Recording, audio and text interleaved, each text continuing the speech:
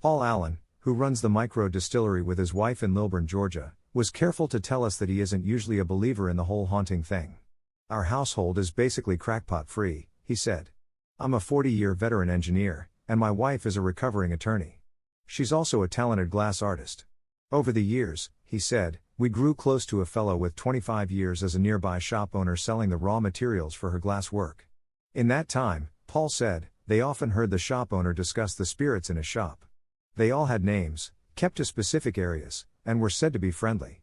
I spoke to a couple of his employees, and they noted that, yes, there was someone there," Paul told us.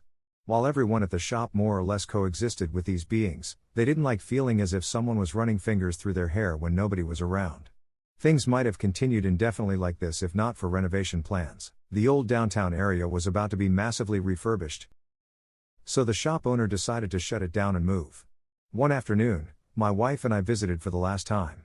When she and the proprietor went into the office to handle some business, I stood in the middle of the empty store, and said aloud that it appeared the spirits were about to be homeless, and if they wanted, they could come stay with us. He meant it as a joke. But when Paul and his wife got home, the strangeness began almost immediately.